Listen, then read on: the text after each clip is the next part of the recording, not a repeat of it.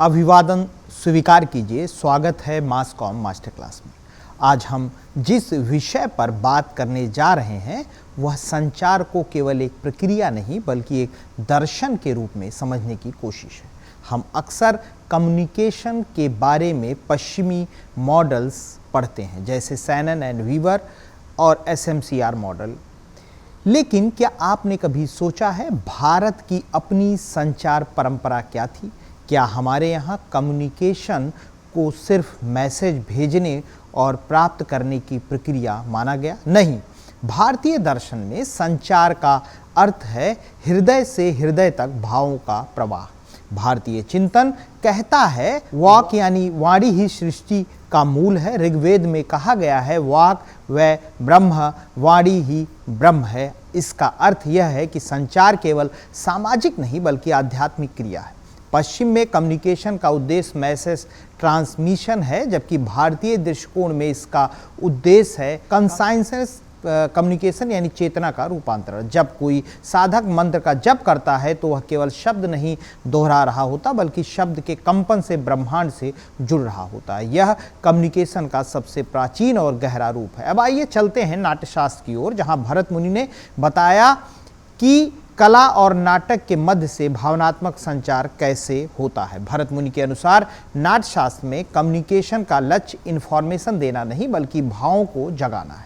उन्होंने कहा कि दर्शक जब किसी पात्र को देखकर सहानुभूति, प्रेम या करुणा अनुभव करता है तो वही रस है। यह रस अनुभूति ही असली कम्युनिकेशन है, जहां भाव से भाव का संचार होता है। इस तरह रस थ्योरी बताती है कि संचार का मूल भावनात्मक और सौंदर्यात्मक अनुभव है, न कि केवल तार्किक या सृजनात्मक। इसके बाद आनंदवर्धन आए, जिन्होंने अपने ग्रंथ ध्वन्यालोक में कहा कि कविता का अर्थ शब्दों में नहीं बल्कि उन शब्दों के पीछे छिपे संकेतों में है। उन्होंने कहा अर्थ नहीं भावार्थ ही संचार का सार है।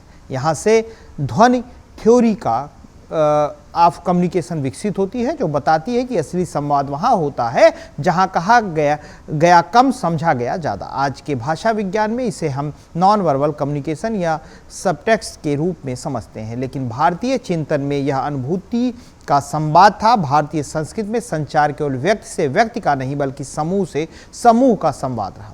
लोकगीत, कथा, पर्व, भजन ये सब सामूहिक संचार के उदाहरण हैं, जहां हर उत्सव, हर रीत, हर गीत एक सांस्कृतिक संवाद है जो पीढ़ी दर पीढ़ी मूल्यों को आगे बढ़ाता है। उदाहरण के लिए एक माँ जब अपने बच्चे को लोरी सुनाती है, वह सिर्फ गीत नहीं गा रही बल्कि संवेदना, सुरक्षा और प्रेम का संचार कर रही होती है।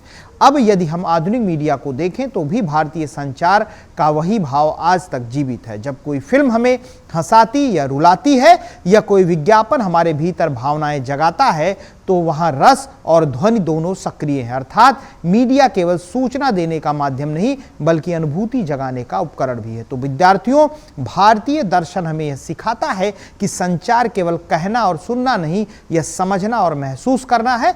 पश्चिम कहता है कम्युनिकेशन इज मैसेज ट्रांसमिशन, पर भारत कहता है कम्युनिकेशन इज ट्रांसफॉर्मेशन ऑफ कॉन्साइंसनेस। यही कारण है हमारे यहाँ चेतना पर जोर है, शब्द पर नहीं। मौन भी बोलता है। भाव से भाव का जो संवाद है वही है भारतीय संचार की आत्मा।